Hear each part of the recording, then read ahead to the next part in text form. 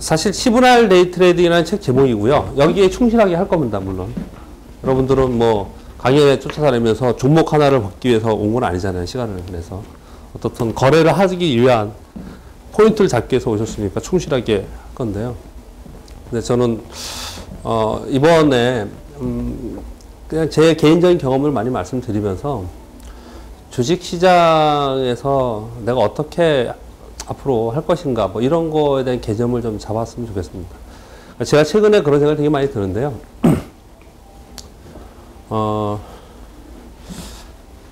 제가 95년도에 입사를 했습니다. 95년도 입사해서 15년 딱 됐는데 운이 제가 되게 좋은 사람인 것 같아요. 운 좋게 41살입니다. 42살 됐구나 이제. 근데 39에 대우조건에서 되게 잘 돼서 그러니까 어린 나이 그러면 좀 그렇고 아무튼 최연소 지점장이 됐어요. 39에. 그래서 3년째 지금 교보조건을 옮겨서 지점장을 하고 있는데요. 그러니까 빨리 되면 빨리 나가라는 얘기겠죠. 우리는 이제 그렇게 길지 않으니까요, 증권에서는요. 어떤 생각이 되게 많이 드냐면요. 최근 들어서 주식시장에서 이제 세월이 흘러가면서, 왜, 어른들이 보면은, 이렇게 나이 드신 연세 드신 분 계시지만, 죄송하지만, 연세 드신 남자분들 보면, 우리 아버님들 보면은, 텔레비전만 보면 정치인들 욕하잖아요. 세상 욕하고 살잖아요, 보면은. 참 듣기도 싫고, 참 왜 저러시는가, 그분들은. 그런 생각이 되게 많이 들었는데요. 근데 이제, 지금 정치권에서 하는 걸 보면은 좀 답답하고 좀, 막 이렇게 얘기하고 싶은 그런 것들이 많이 생기잖아요, 우리가 점점. 근데 제가 주식시장에 이렇게 있어 보니까요. 정말 답답하고 한심하다라는 것들이 굉장히 많이 있더라고요. 근데 그게 왜 그런가 생각해 봤더니, 이제 예전보다 훨씬 더 나이를 먹으면서 직급이 올라가면서 더 정보에 근접해 있으면서, 알게 된 거예요. 예전에 몰랐던 거를. 펀드 애들이 이렇게 하는구나. 운영을 이렇게 하는구나. 투기자본들이 이렇게 움직이는구나. 이렇게 점차로 알면 알수록 사실 더 적극적으로, 그러면 적극적으로 이용을 해서 네트워크도 활용을 해서 돈을 벌어야겠다. 이게 정상적인 마인드잖아요. 그래서 저는 어떤 생각이 많이 드냐면, 이거 하루라도 빨리 그만둬야겠구나. 이건 정말 자본주의와 이 주식시장은 나쁜 곳이구나. 이건 정말 나쁜 놈들이 들어와서 하는 거구나. 이게 진짜 현실입니다. 모두 다들 자신의 수익을 위해서 하는 것이기 때문에 여기에는 정도, 상도의 이런 게 없습니다. 이 주식시장에는 그런 게 없습니다. 그냥 수익을 위해서 하는 거예요. 수익이 나면 선량하고 좋은 사람 되는 거고요. 돈 없고 수익 안 나면은 나쁜 놈 되는 거고. 참 그런 면이 많이 눈에 띕니다. 최근의 시장에도 그런 게 굉장히 많이 보이고 있거든요. 시황, 항상 제가 월요일, 화, 수, 목 하면 시황하고 내일 종목 뭐 하고 뭐 이런 식으로 했는데 지금은 이제 금요일, 토요일이기 때문에 시장은 오늘 그냥 간단히 말씀을 드리면서 지금 거래하시는 분들이잖아요. 간단히 좀 말씀을 드리면서 시황 그냥 더 이상 얘기 안 하고요. 앞으로 어떻게 할까 그런 것만 말씀을 좀 드리겠습니다. 주식시장에서 좀 어려운 부분 중에 하나가 지금 어려워하고 있는 부분이요. 작년에 주도주들을 갖고 있는 분들이 지금 어려워하는 거거든요. 그런데 방송을 보던 신문을 보던 모두 어디 가서 물어봐도 IT하고 자동차래요. 계속 IT하고 자동차래? IT 자동차 계속 떨어지는데도 계속 IT 자동차를 지금 부르짖고 있습니다. 그래도 IT 자동차를 사라. 오늘 아침에도 IT 자동차 사라. 다 그러고 있습니다, 지금. 일단 여러분하고 저하고 지금 시작하면서 우리가 분명하게 짚고 넘어가야 될 부분이 한 가지가 있습니다. 뭐냐면요. 주식 투자를 어떻게 할 것인가를 명확하게 좀 해야 됩니다. 명확하게. 저는 95년도에 입사를 해서 화면을 본다면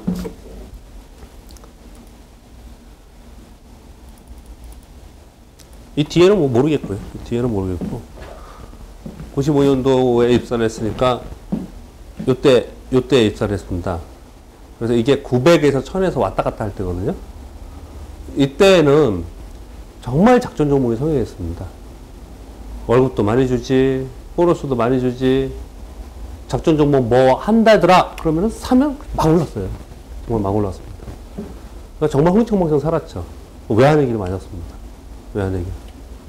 다 개털됐죠. 전부 박살났습니다. 제가 다녔던, 지금 제가 이제 세 번째 옮긴 겁니다. 사실 증권사 세 번째 옮긴. 최초에 다녔던 증권사에 직원이 500명이었는데 4명 자살했어요, 직원이요. 굉장히 많이 자살한 거죠. 고객도 많이 자살 많이 했습니다. 저는 어땠겠어요? 박살났죠. 박살났죠. 그때는 신용 5배, 증권사 직원이면 5천만 원 대출, 묻지마 대출. 그래서 그걸 사가지고 써니전기, 지금 써니전자, 그걸 사서 2만 원에 사서 4천 원에 팔았습니다. 4,050원에. 그랬으니까 그나마 안 망한 게 다행인 거예요. 자고 나면 다 망했으니까 기업이.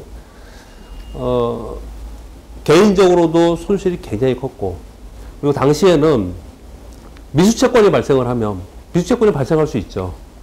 신용으로 샀는데, 신용으로 2.5배를 샀는데, 그때는 뭐 이거보다 더 줬거든요. 막 4배도 주고 그랬거든요. 2.5배라는 얘기는 마이너스 40%는 원금 0이잖아요. 근데 이 밑으로 더 떨어지면은, 이 사람이 돈을 물어야 되잖아요. 여기다가. 이게 미수채권입니다. 미수채권이 발생하면 어떡할 것 같아요? 사라지죠, 그분이. 그분이 그냥 없어져 버립니다. 그럼 어떻게 해요? 회사에서는 네가 물어라. 그래서 네가 물어라. 그러니까 증권사 직원들이 참 굉장히 어려웠습니다. 굉장히 어려웠어요. 안 죽고 살아남은 게 정말 다행이에요. 그 당시에는. 그 당시에는. 사실. 근데 지금 이런 설명을 드리는 거는 뭐냐면 미국이 비슷해요. 이게 그렇게 움직일 것 같아요. 똑같이. 우리나라 외환위기 때랑 똑같이. 지들이 뭐 미국이라고 강대국이라고 다른 뭐 좀 다르게 움직일 줄 알았더니 아주 비슷하게 하고 있습니다, 지금. 그렇게 힘들게 살았는데 98년 6월 저점을 찍고 98년 10월에 저점을 형성하고 장이 뜨는데 277에서 1000까지 떴어요. 1년도 안 돼서 277에서 1000까지 시장이 올랐습니다. 미국은 충분히 그런 폭발적인 지금 가능성이 있어요. 우리하고 좀 다릅니다, 지금 상황이. 근데 이때 무엇을 가지고 어떻게 하느냐, 한번 시장 상황이 어떠냐 이걸 설명드리려고 하는 게 아니고요. 지금 우리 과정을 얘기하려고 합니다. 이때 최초로 우리나라에 온라인 거래가 생겼습니다. 당시에는 무조건 주문지 넣어가지고 여직원이, 그것도 지금 우리가 드는 게 아니고 여직원이 오퍼레이터가 주문을 넣는 시대였죠. 이때 최초로 온라인 거래가 생겼어요. 그러면서 데이 트레이딩이 생겼습니다. 그러니까 저희를 데이 트레이딩 1세대라고 합니다. 지금 이 시장 업계에서. 데이 트레이딩 1세대가 아직도 남아서 강의하고 주식을 하고 있다는 게 저도 실패한 거죠. 한편으로는 넌 살아남았으니까 넌 성공한 거다. 우리끼리 그런 얘기 하거든요. 살아남은 자가 성공한 거다. 이렇게까지 표현을 합니다. 근데 1세대들이 돈을 많이 벌어서 많이 나갔어요. 시장에서. 또는 뭐 저처럼 그냥 뭐 지점장이나 이런 걸 이제 하는 사람들도 있고. 그러니까 대부분 근데 그때 데이 트레이딩 했던 사람들은 아주 큰 돈을 벌어서 이민을 많이 갔습니다. 지금. 시장에 거의 없어요. 펀드를 운영하는 사람들 좀 있고. 그렇게 있습니다. 그때 최초에 했던 사람들이 많이 벌었고요. 그 데이 트레이딩을 따라서 거래했던 개인 투자들이 다 깡통났죠. 깡통났죠. 그리고 나서 여러 차례 굴곡이 많이 있었습니다. 굉장히 여러 차례. 주식시장이 정말 주식 투자가 어려운 게 매번 달라요. 상황이 닥치는 게 매번 달라요. 예전과 비슷하게 나오는 게 별로 없습니다. 그냥 경험적으로 유추할 뿐입니다. 경험적으로. 매번 다르게 움직이는 그 시장이라서 거기에 맞춰서 거래를 하는 거죠. 지금 여러분께 드렸던 이 책은, 선생님 좀 이따 드릴게요. 제가 글로 걸어가기가 그래서. 이 책은 보면은 이 초판이 언제로 돼 있죠? 초판이 2001년도로 돼 있지 않아요? 그쵸? 왜 이게 2001년 11월인데 언제냐면요. 외환위기를 맞고 지수 207에서 1000까지 가는 요 사이에 데이 트레이딩이 생겼습니다. 그래서 제가 그때 그 큰 어려움을 데이 트레이딩으로 극복을 했어요. 그 공조로 되어 있는 박병욱은 제 친동생입니다. 그냥 이름만 넣어준 거예요, 그때. 이름만 넣어주고. 지금은 SK증권에서 영업 잘하고 있습니다. 얼굴이요. 그래요? 그때 데이 트레이딩을 해서 정말 수익을 많이 냈어요, 사람들이요. 그래서 제가 제일 피크일 때 사실 쓴 책이에요. 그래서 제가 굉장히 잘 쓴 책입니다. 그게. 그리고 시장에서도 지금 데이 트레이딩을 하려고 하는 사람들이 저 책을 많이 보고 있습니다. 이 책이 2001년도에 쓴 책인데 3개월에 한 번씩 제 통장으로 돈이 좀 들어와 있어요. 아직도 지금 이 책이 팔리고 있어서. 그러니까 지금도 그러면 2001년이 지금 2010년인데 그때 기법이 지금도 시장에서 먹히느냐? 그럼요. 그때 데이 트레이딩 했던 그 사람들이 지금도 거래를 하면서 수익을 내면서 거래를 하고 있습니다. 지금도. 근데 그게 큰 장점입니다. 스캘핑과 데이 트레이딩의 가장 큰 장점이에요. 어떤 상황에도 할 수 있기 때문에. 일단은 그거에 대한 개념을 좀 잡아가야 되는데, 자, 그럼 제가 우리가 일단 개념부터 좀 정립을 하자 이렇게 말씀을 드렸는데, 뭐 때문에 제가 그런 말씀을 드리냐면요. 그때 맨 처음에 작전 종목 막 따라서 했단 말이에요. 그래서 어려움이 있었습니다. 그러다 데이 트레이딩을 극복을 했어요. 한참 데이 트레이딩 하다가 데이 트레이딩이 또 어려울 때가 있었습니다. 데이 트레이딩이 어려울 때는 언제냐면요. 박스권으로 있을 때입니다. 박스권으로. 2000년도까지 1000포인트 오른 다음에 그 이후에 500에서 600 사이를 1년 반 동안 박스권으로 있었습니다. 이렇게. 이러면 데이 트레이딩이 안 먹혀요. 왜 그럴까요? 단기거래가 안 먹혀요. 이러면. 이거 왜 그럴까요? 변동성이 없어서 그래요. 변동성이. 강한 종목을 쫓아가려고 샀더니 내리고. 이렇게요. 계속. 데이 트레이딩은요. 저점 매수해서 사야지. 이런 개념이 아닙니다. 그런 개념이 아니에요. 데이 트레이딩 스캘핑의 개념은 시장의 변동성을 따먹는 게임이에요. 그렇기 때문에 어떤 추세 매매를 하고 이러지 않거든요. 그건 스윙의 개념이고요. 그래서 이거는 변동성이 없어서 굉장히 어려운 시기였습니다. 이렇게 굉장히 어려운 시기를 또 겪었어요. 그리고 나서 또 대우증권 가서 교육도 하고 한참 있다가 그리고 나서 이제 그때까지는 제가 고객에게 돈보다도 그냥 제가 트레이더로서 거래를 했었거든요. 그래서 이제 고객의 돈을 맡아서 제가 솔직히 다 말씀을 드린 거예요. 제 히스토리를요. 고객의 돈을 맡아서 거래를 하고 저는 데이 트레이딩을 하고 고객의 돈은 그냥 일반적인 거래로 이렇게 하니까 이것도 헷갈리고 둘 다가 안 되는 거예요. 둘 다가. 그냥 내 것만 갖고 데이 트레이딩을 하든지 아니면 이건 포기하고 고객의 돈만 맡아서 하든지 뭐 이래야 되겠다 이런 생각을 어느 순간 했어요. 그래서 그럼 한쪽을 하지 말자. 그럼 고객의 돈을 운영하는 것만 하자. 그러면서 시간이 이렇게 흘러가면서 또 한 번 생각이 바뀌었습니다. 왜 그랬냐면요. 04년 지수 700에서 07년 지수 2000까지 가는 동안 물론 데이 트레이딩도 수익을 냈겠죠. 근데 이 시기에는 주식을 끝까지 들고 있는 사람이 최대의 수익을 낸 거예요. 끝까지 물고 늘어졌던 사람이 최대의 수익을 냈습니다. 이때 데이 트레이딩 한 사람보다 훨씬 많이 수익을 냈겠죠. 이때는요. 이때는 사실 홀딩한 사람이 훨씬 더 수익을 냈고 실제로 그냥 펀드에 없는 사람이 수익을 제일 많이 냈어요. 그냥 펀드에 넣은 사람이. 이후에 폭락했습니다. 폭락했을 때 누가 제일 많이 벌겠어요? 스캘퍼들, 데이 트레이더들이 제일 많이 벌었습니다. 스캘퍼들, 데이 트레이더들이. 그리고 또 다시 올라와 있습니다. 제가 지금 이 과정을 겪으면서 어떤 생각이 되게 많이 드냐면요. 이런 것 같습니다. 나는 데이 트레이딩 또는 단기 거래만 할 거야 라고 하는 분은 그냥 진짜 그것만 해야 돼요. 진짜 그것만 해야 돼요. 제가 데이 트레이딩 하는 친구들, 제가 교육을 굉장히 오랫동안 한 겁니다. 2000년부터 했어요. 1999년 12월부터 했습니다. 10년 동안 교육을 하고 있어요. 이 데이 트레이딩 교육을요. 그런데 그때 교육을 받은 사람들이 지금도 저랑 같이 매매를 하고 있어요. 근데 걔네들이 가끔 있죠. 시장이 막 이렇게 올라가고 막 이렇게 좋은 장이 나오잖아요. 지점장님. 데이 트레이딩 했더니 맨날 이거 뭐 하루살이 인생도 아니고 요번에 좀 홀딩을 해야겠대요. 그러면서 이거 어떠냐고 그래서 홀딩을 딱 하죠. 100% 깨집니다. 그 친구는. 왜 그런지 모르겠는데 자기들이 데이 트레이딩에 능숙해서 수익을 내던 사람이 주식을 홀딩하기 시작하면은 홀딩한 주식이 깨진다고요. 그리고 데이 트레이딩도 안 되고. 반대로 홀딩했던 사람이 시장이 변동성이 크니까 나는 단기 거래를 바꾸겠다. 전환하겠다. 잘 안 돼요. 잘 안 돼요. 매매 기법도 똑같거든요. 나중에 말씀드리겠지만 매매 기법도 이런 기법을 난 다 쓸 거야. 이게 잘 안 됩니다. 그 중에 하나를 가지고 보통 하거든요. 근데 어떤 시장에서는 나는 A라는 기법을 쓰고 있는데 어떤 시장은 B라는 기법이 더 맞잖아요. 그러면 나는 B라는 기법으로 사용해서 거래를 해야 되는 거 아닌가? 아니요. 이때는 그냥 참고 있는 거예요. 굳히기요, 그냥. 안 깨지고 버티는 겁니다. 그리고 내 기법이 맞아 떨어질 때까지 계속 시장을 보면서 기다리는 거예요. 그렇게 거래를 해요, 보통. 거래를 합니다. 근데, 자, 마지막 너무 좀 정확하게 말씀드렸는데요. 여러분들이 어떤 생각을 좀 하셔야 되냐면, 난 도대체 어떻게 주식 투자를 해서 수익을 낼 것인가. 이것을 명확하게 해야 됩니다. 명확하게. 실제로 데이 트레이딩만이 정도는 아니잖아요. 수익만이 정도가 아니고, 또는 장기 투자만이 또 정도는 아니에요. 근데 잘 보면요, 이번에 올해 초서부터 지금까지를 잘 보면요, 데이 트레이딩 한 사람보다 오히려 들고 있는 사람이 수익을 더 많이 냈습니다. 올 초에, 요때는요. 그러니까 소형주들이요. 근데 소형주들이 막 오르다가 장대 연봉 주고 급락을 하거든요?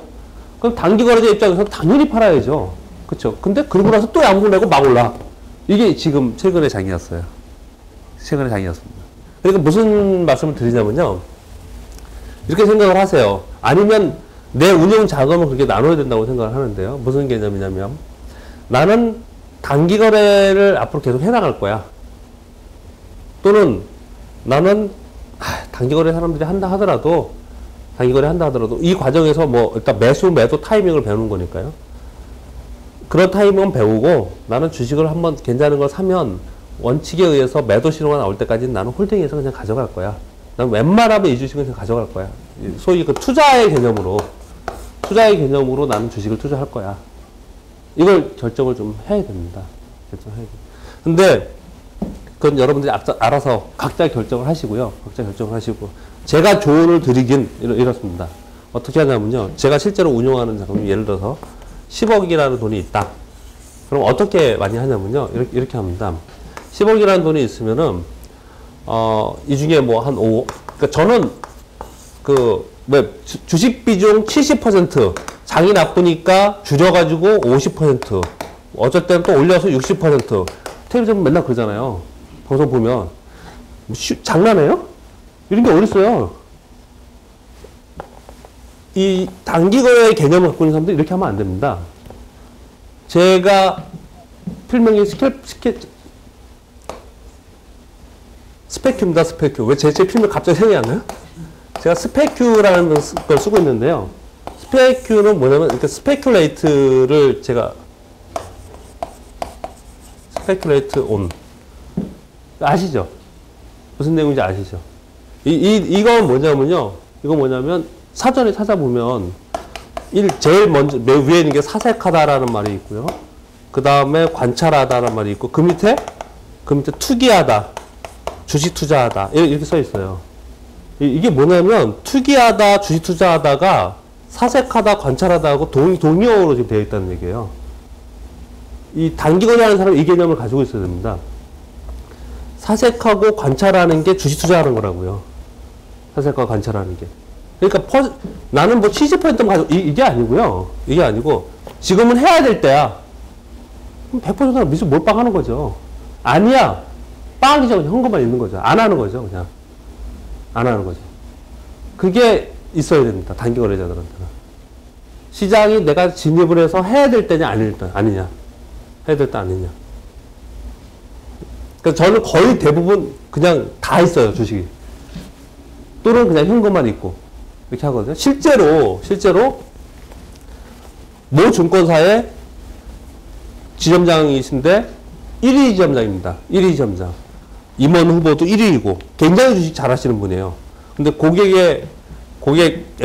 이제 운영해드리는 자기가 운영해드리는 돈이 늘어날 때는 뭐 100억도 늘었다가 100억까지 갔다가 줄 때는 한 뭐 60억까지 내려가고 한 40억 정도를 벌었다 깼다 하는 그런 분이거든요.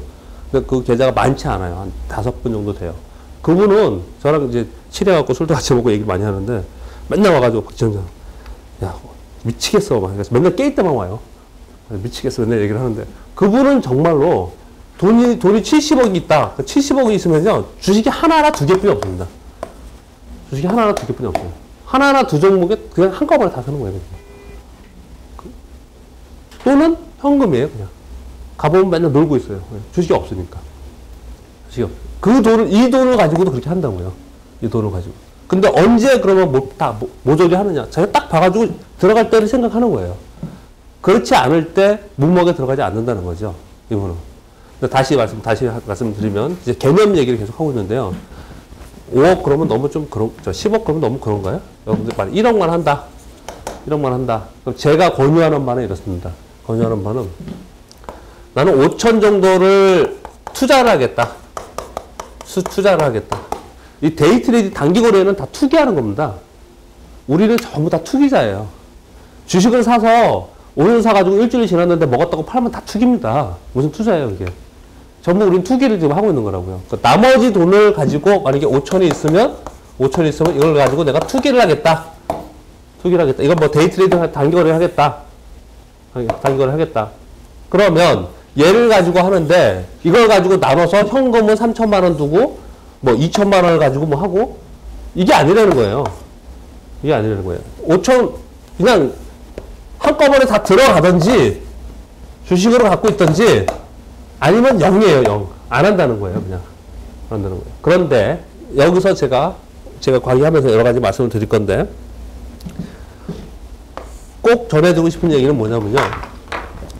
50% 정도의 5천으로 투자를 하고 얘는 나머지는 투기를 하는데 보통의 어제 제 방송 보신 분 계세요?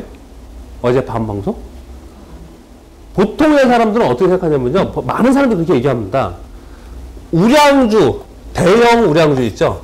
급하니까 글씨를 이렇게 그냥 쓸게요, 대충요. 대형 우량주는 안전하니까 손해보더라도 언젠간 다시 올라가고 대형 우량주는 장기 투자해야 돼. 그래서 이걸 장기 투자한다라고 하고 있고요. 소형주들은 그 등락이 막 심하잖아요. 올라가고 내려가고 등락이 심하잖아요. 이걸 가지고 투기, 단기 거래를 해야 된다. 이렇게 생각을 해요. 그래서 저는 그렇게 생각하지 않습니다. 반대로 생각합니다. 이 주식 투자, 그럼 이게 방송 보면 그런 얘기 하는 사람 많죠.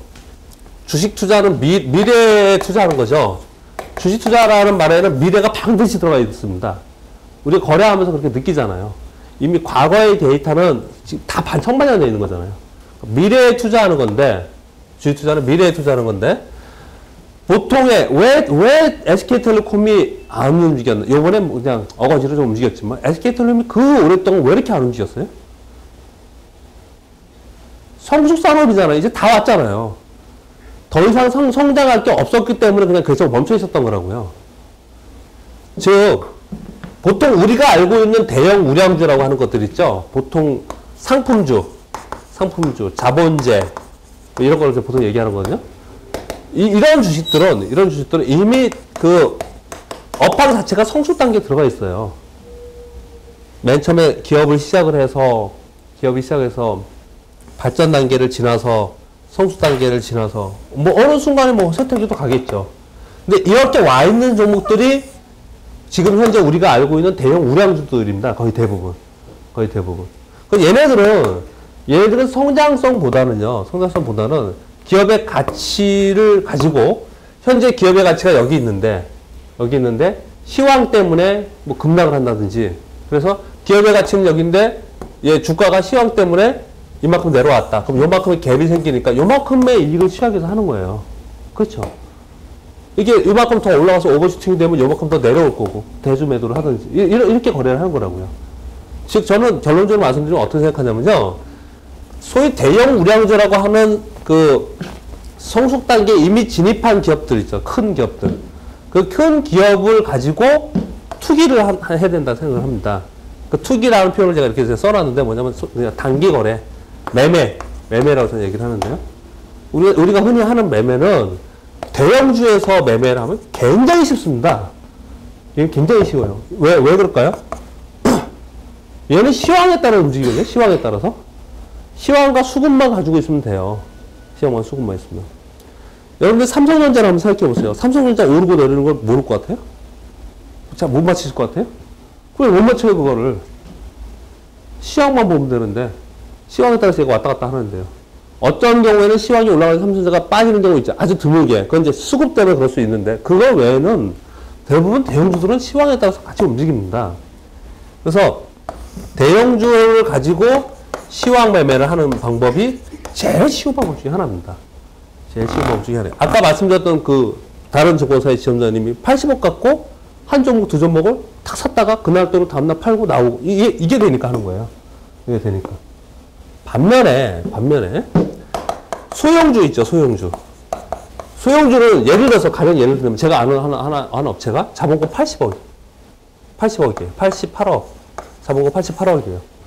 그런데, 상장 이후에 3년 전에 적자, 작년에 적자, 재작년에 적자, 작년에 처음으로 이 순이익을 냈어요. 처음으로 작년에 수익을 한 10억 정도 냈어요. 10억 정도. 그러니까 올해 현재 미니멈으로 지금 발표되고 있는 게 올해 한 90억 정도 순이익이 날 거예요. 다른 증권사 리포트를 읽어봐도 그렇고, 본인들이 회사에서도 얘기하는 것도 그렇고.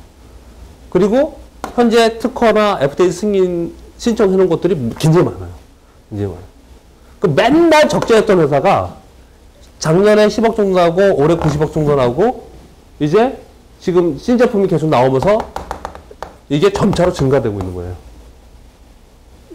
이걸 투자하는 거죠, 이걸. 얘가 지금 5,000원이야. 5,000원짜리예요. 그럼 7,000원 가면 팔아요? 안 판다니까요? 이거 왜 7,000원 왜 팔아요? 이것을 성공한 사람이 우리나라에 유명한 사람이 한 분이 있죠. 이치원 씨요. 이치원 씨가 롯데칠성, 삼성전자 뭐 이런 주식들을 2만원, 3만원 사가지고 몇십만 원씩 다 팔았어요. 그래서 유명한 사람이 된 겁니다, 그 사람이. 지금 무슨 얘기냐면, 제 친구들하고 이제 증권사 직원들끼리 만나면 꼭 이런 얘기를 하는데, 야, 삼성전자 하나 추천해줘봐. 미래의 삼성전자. 지금은 5,000원이지만 5만원 갈 줄 추천해줘봐. 야, 그런 거 없냐? 근데 나름 하나씩 얘기합니다. 그런 주식이 분명히 존재해 있다는 거예요. 그런 주식이 분명히 존재해 있습니다. 그러니까 지금 제가 이걸 강의할 건 아니에요. 그렇지만 여기서 수익이 꽤 많이 줍니다. 이걸 하지 않으시면 안 돼요. 이거를.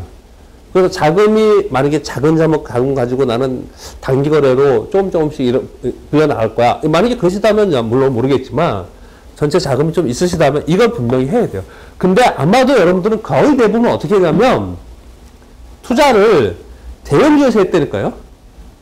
전부 다 대형주에서 한다고요. 조선원조 업종이 좋다 그러면 현대중공업 사요, 그냥. 요즘에 전기전자 좋다 그러면은 삼성전기나 뭐 이런 거 사가지고 그냥 들고 있어요. 빠져도 들고 있고 언젠가 가겠지. 아니, 그건 시황에 따라 움직인다니까요. 시황에 따라서. 이건 제가 추천입니다. 그냥. 추천해드린 거예요. 제가 생각하기에 이걸 꼭 해야 된다고 했어요. 저는 예전에는 말씀드리기를 외환위기 지나고 나서 이것만 했었어요. 이것만요. 이것만 하다가 반면에 고객분들의 투자를 해드리면서 또 이것만 하다가 이렇게 보니까 아니구나 이거는 적절하게 자금을 자기가 운용하는 운용의 미구나. 이 부분이 분명히 있어야 되는구나. 그리고 나머지 부분들을 이렇게 해야 되는구나. 이것만 하시는 분들이 있거든요. 이것만 하시는 분들은 뭐 사실 이렇게 이것만 할 수도 있죠. 근데 그러신 분이 있죠. 굉장히 바쁜 분. 주식시장을 못 보시는 분. 그런 분들은 사실 이렇게 할 수 있죠. 또는 굉장히 돈이 많아서 여유로운 분. 그럼 이렇게 할 수 있겠죠. 근데 주식 투자를 하는 많은 사람들이 그렇게 여유롭지 않습니다. 그렇게 여유롭지 않아요. 또 한 가지는 이것만 하고 있으면요. 별로 주식 투자 재미없습니다. 그래서 재밌지는 않아요. 이게 있으니까, 매매가 있으니까 나름 재밌는 거예요. 주식 투자한 사람, 돈을 벌었던 깼던 간에 주식 투자한 사람이 나가서 주식 투자 안 하면 재밌게 살 것 같아요? 거의 중독성이 굉장히 나갑니다, 이게. 주식 투자 꼭 합니다, 꼭. 나 안 할 거야. 그래서 나가서 꼭 해요. 나중에라도. 왜냐면 매매의 재미라는 게 분명히 있습니다. 분명히 있어요. 그런데 맨날 깨지면 재미가 없겠죠. 맨날 깨지면. 근데 조금이라도 일단은 딱 벌고 시작하는 개념을 여러분들이 이제부터 배우셔야 됩니다. 확실하게 주식을 딱 사면 그날 무조건 사서 벌 수 있는 거는 제가 분명히 가르쳐 드릴 수 있어요. 그 이유가 문제예요, 근데. 그 이유가. 제가 실전 강의를 지금 이제 고객분들이 있기 때문에 실전 강의를 안 하는데요. 여기서 왜 이렇게 해놓냐면 실전 강의를 하기 위해서 해요. 실전 강의는 어떻게 할 것 같아요? 저기 앉아서, 자, 이거 삽니다. 이거 팝니다. 끝나고 나서, 자, 이거 왜 샀습니다, 제가. 왜 팔았습니다. 이렇게 하거든요? 근데 여기 만약에 30분위기잖아요. 그럼 30분의 수익률이 똑같은 1,000만 원을 넣고 했다. 어떨 것 같아요? 다 다릅니다. 왜요? 어떤 사람은 그래 어떻게 하나 한번 쳐다보자. 그래 사지도 않고 팔지도 않고 가만히 있는 분도 있고, 어떤 분은 삽니다 하실 때는 다 사는데 팝니다는 하나도 안 팔아요. 하나도 안 파시는 분도 있고, 삽니다 했을 때 보고서 그래도 한번 기다려보고 어떻게 믿어? 좀 기다려보자. 막 올라가요. 정말 맞네? 그때 사. 물려. 전부 달라요, 전부. 전부 다 다릅니다. 그 이후가 문제라는 거죠. 가장 데이 트레이딩 단기거래에서 제일 중요한 건 제가 그건 안 할 건데, 서두에 먼저 말씀을 드리면요. 자금 관리가 제일 중요합니다, 자금 관리. 매매 기법 이거는요, 매매 기법은 여러분들 어쩌면 다 알고 있는 내용일 수도 있고, 아주 간단한 원리일 수도 있어요. 원리 자체는 아주 간단합니다. 근데, 시장이 아주 복잡다변하잖아요. 그래서 어떻게 대응하느냐. 그러니까 대응의 논리가 다른 거거든요. 근데 실제로 수익을 많이 냈느냐, 안 냈느냐는, 결론적으로 보니까요. 10년을 넘어서 데이 트레이딩 한 사람들, 제가 데이 트레이딩 한 지 이제 11년째 들어가는 거거든요. 그 사람들을 보니까 결국은 자금 관리를 누가 성공했느냐였더라고요. 자금 관리. 누가 성공했느냐. 그냥 첫 시간이니까 꼭 기법 안 하시더라도 그냥 한번 들으세요. 어떤 분들은 또 지겨워하실지 모르겠지만 그냥 사례를 말씀을 좀 드려볼게요. 제가 1999년 12월에 교육을 할 때 교육을 누구를 했겠어요? 사실 제 친구랑 둘이 했습니다. 근데 제 친구는 이제 돈을 많이 벌어서 이민을 갔어요. 아예 한번 갔어요. 걔랑 저랑 둘이서 이걸 했어요. 교육을. 근데 그때 가르친 사람이 누구였겠습니까? 뭐 이모 친구, 그리고 또 이모 후배. 얘는 지금 저희 사무실에서 같이 매매하고 있습니다. 지금 뭐 최모 후배. 또 권모 선배. 선후배를 선후배를 다 불러다가 가르친 거예요. 처음에. 이게 되니까요. 그리고 또 제 동생, 친동생. 제 동생도 와서. 얘는 처음엔 날렸죠. 그 책에 써 있습니다. 광고가 써 있어요. 얘가 40만 원으로 스윙일 게임을 해가지고 40만 원으로 1억 5천만 원 만들었어요. 6개월 만에요. 근데 우리 상식은 이해가 안 되죠. 그리고 또 시장이 또 그랬습니다. 시장이 또 그랬어요. 데이 트레이딩만이 되는 거거든요. 그런데 얘들 중에 얘 신용불량이 됐습니다. 얘 신용불량이 됐어요. 얘하고 얘는 지금 현재 저 거래를 하고 있습니다. 거래를 하고 있어요. 이 선배는 그냥 거의 똘똘인 것 같아요. 그래서 떠났어요. 이 사람. 제 동생은 우여곡절을 그냥 기보고 있다가 지금 이제 증권사 직원으로 SK증권에서 직원으로 지금 있어요. 이게 어떤 차이가 있었냐면요. 처음에 딱 가르쳐 놓으니까 누가 제일 돈을 많이 벌었냐면 얘가 제일 먼저 벌었습니다. 남들 다 똑같이 데이 트레이딩은 돈이 이렇게 많이 필요 없어요. 전부 1,000만 원으로 시작을 했습니다. 1,000만 원 딱 스타트 해가지고 한 6개월 후에 되니까 돈이 엄청나게 들었습니다. 이 사람들이. 근데 얘 가령 예를 들면 얘가 1,000만 원이 뭐 5억이 됐다. 물론 거짓말 아니냐. 뭐 어떻게 그럴 수가 있냐. 시장이 그랬어요. 외환위기 끝나고 나서. 그때 거래하신 분 계세요? 그때 왜 새로운 기술 다음 또 뭐죠? 뭐 한컴 예를 들어 새로운 기술이 상한가 간다더라. 그러니까 제일 쉬웠던 게 뭐냐면 올 하한가인데 보고 있는데 새로운 기술에 매수가 팍팍팍 들어와. 그러면 한컴 매수를 딱 넣어놓고 그래서 체결이 안 돼. 그래서 밥 먹고 오후에 들어오면은 체결이 띵 들어와 있어요. 근데 가격은 상한가야. 그런 시절이었으니까요.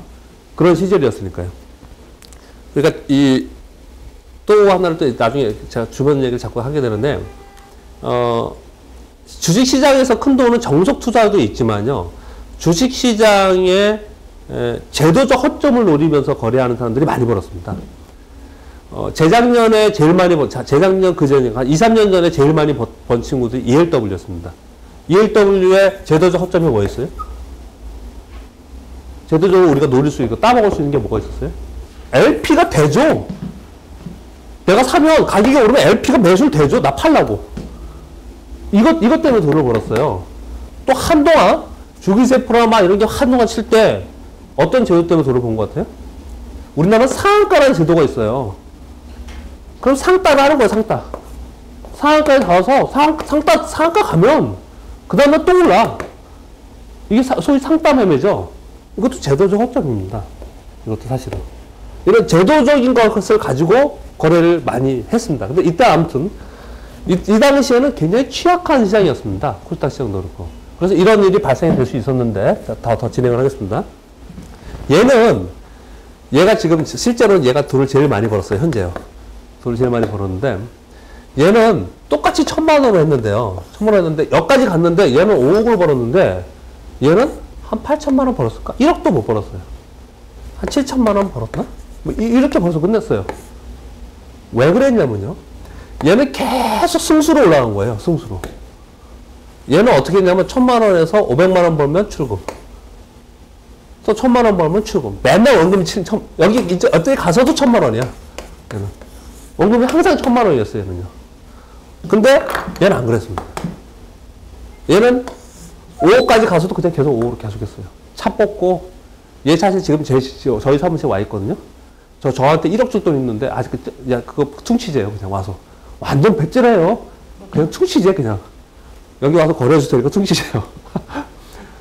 아직도 극복을 못했어요. 이거 시장에 내려갈 때 생각을 해보세요. 돈이 많다고 많이 버는 건 아니거든요.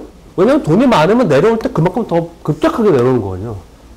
얘는 끝내 실패했습니다. 끝내 실패했어요. 얘만 성공했어요. 얘만요. 제 동생 아주 얘것은 정말 기복이 심했습니다. 정말 기복. 제가 이렇게 동생이 이렇게 거래를 하는 걸 이렇게 보면은 1,000만 원 놓고 얘는 3,000만 원 벌고 참 잘해요. 1,000만 원 딱 놓고 한 달 지나고 이렇게 보면 3,000만 원 좀 가 있어. 야, 너 잘했다, 야. 술 한잔 사라. 아닌데요? 다음 주 살게요. 다음 주에 아닌데. 머리 빡빡 밀고 와요. 원위치. 이거를 얘가 몇 년 했는지 아세요? 이게 1억 가도 원위치예요. 1억 가는 거는 2, 3개월 가는데 원위치는 일주일이에요. 일주일. 이거를 정말 오랫동안 했습니다. 얘가. 정말 오랫동안 했어요.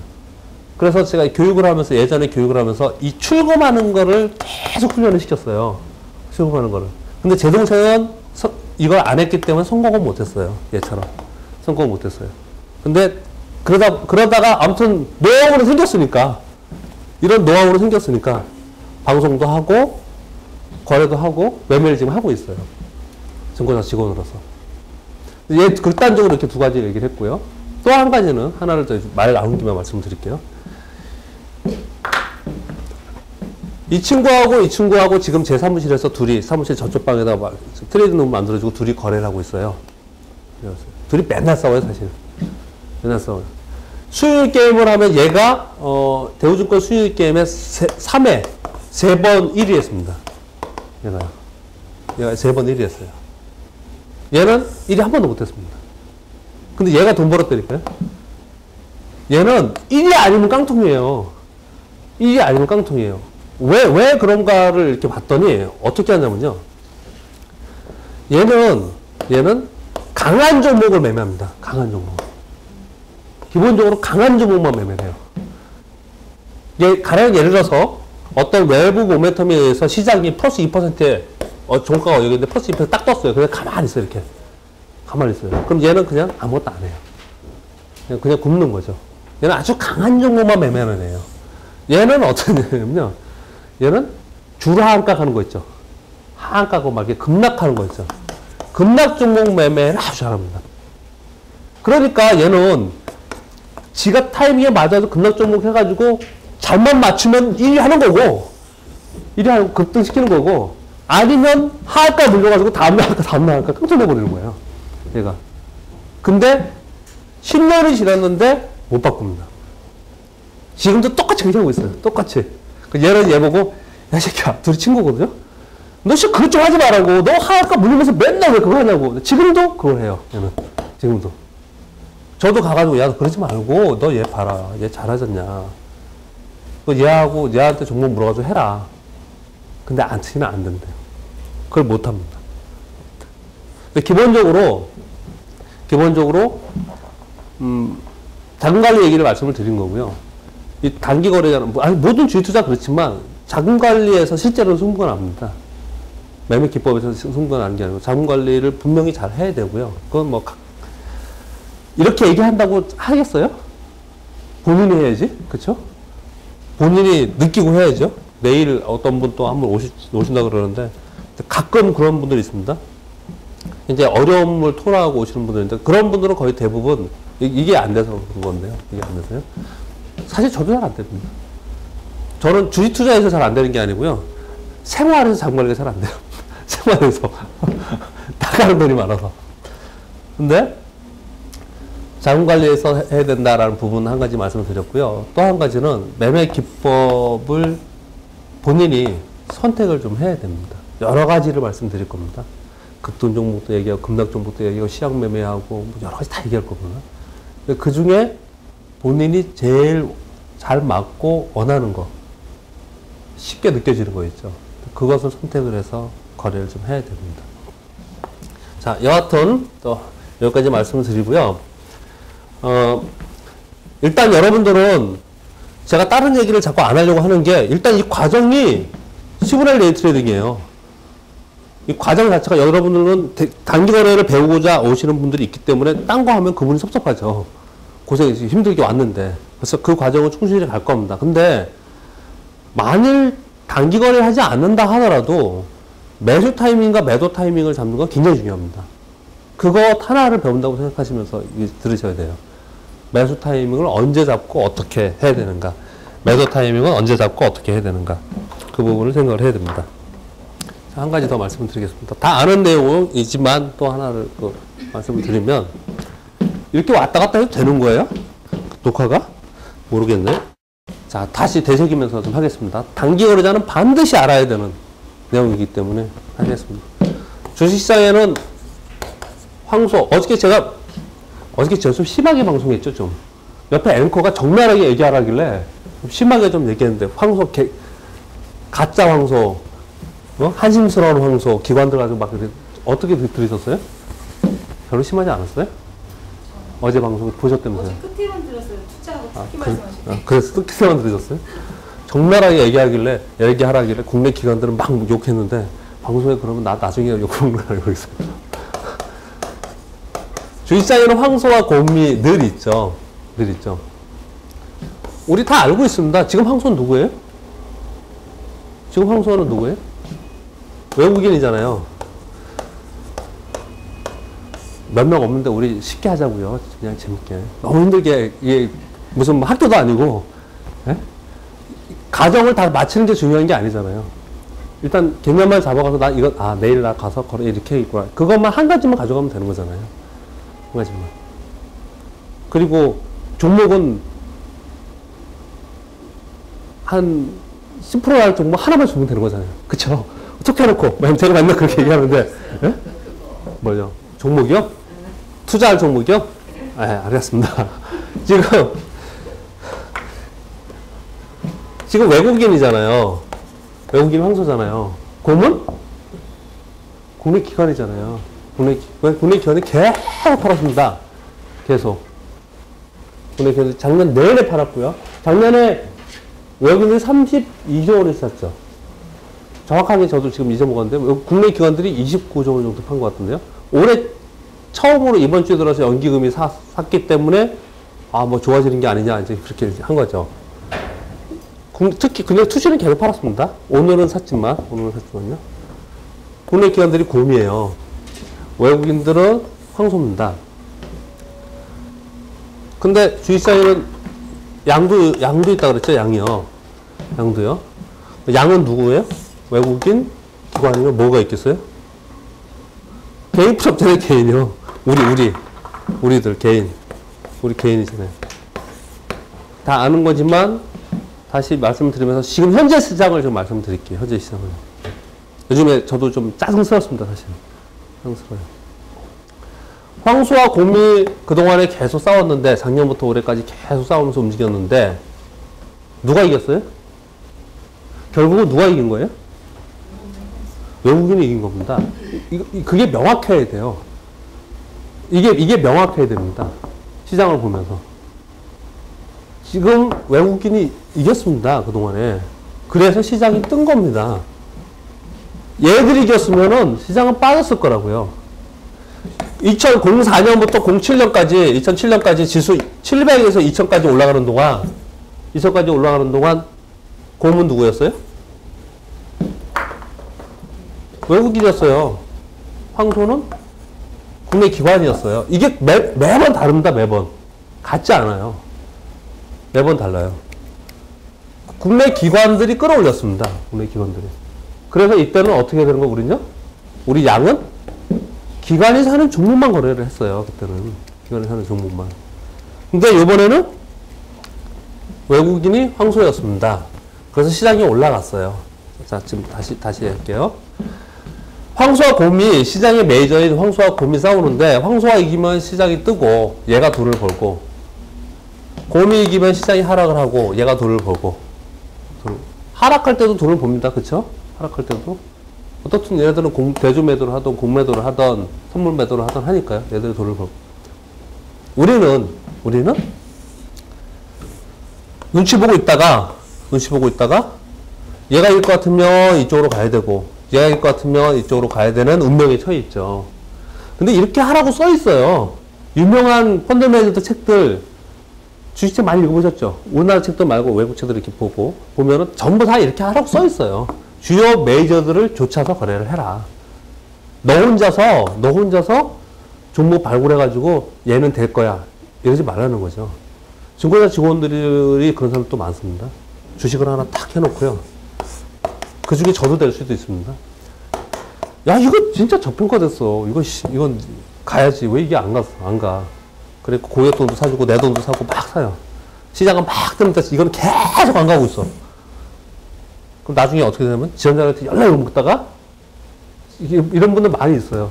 실제 많이 봤습니다. 먹다가 실적도 없고 고객들한테도 연락이 먹다가 욕 먹겠죠. 나는 안 맞나 봐. 그 사표 내겠죠. 이건 아니거든요. 이거는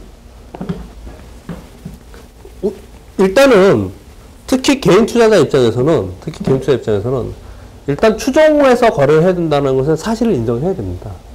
사실을 인정을 해야 돼요.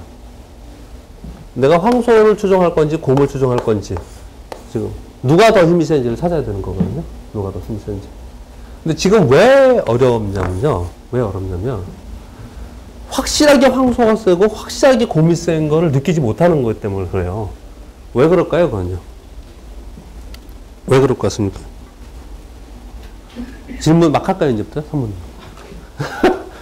왜 그런 것 같아요? 그냥 답은 없는 거잖아요. 지금 왜 황소와 곰의 싸움은 확실하게 누가 이긴다 라고 못 느끼는 것 같아요? 정답은 없습니다. 그냥 저도 제 생각을 말씀드릴 거예요, 그냥요. 제 생각에는 이런 것 같습니다. 얘들이 황소라는 건 뭐냐면 이 시장을 끌어올리는 힘을 얘기하는데 얘들이 올리지 않아요. 가격을 올려서 하지 않아요. 얘들이 매수가 이미 작년에는 올려서 샀는데 이미 어느 순간부터 가격을 더 이상 올려서 하지 않아요. 저는 그래서 시장을 앞으로 어떻게 보냐면 이렇게 봅니다. 데이터를 보면요. 과거의 데이터를 쭉 보면은 외국인들이 주식을 쫙 사다가 외환위기 끝나고 나서도요. 쭉 사다가 어느 순간에 안 사는 순간이 이렇게 생겨요. 이렇게. 안 사는 순간이 생겨요. 저는 이런 단계에 좀 이렇게 와 있지 않나. 사봤자 조금 완만하게 사지 않나. 그렇게 좀 이렇게 느껴지거든요. 이거는 좋은 곡이에요? 나쁜 곡이에요? 좋은 겁니다. 이거 왜 그러냐면요. 이쯤 되면 누가 들어와요? 얘가 들어와요, 얘가 바톤 터치해갖고 지가 황소가 돼서 시장을 이렇게 끌어올려줍니다. 이게 있을 거라고 기대를 하는 거예요. 지금 현재 시장에서는요.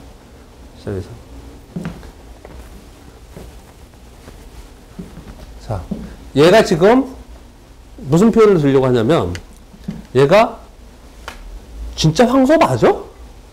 이거 저기 젖소 아니야? 뭐 송아지 아니야? 이럴 정도로 얘 힘을 못 느끼는 거예요. 얘네 힘은요.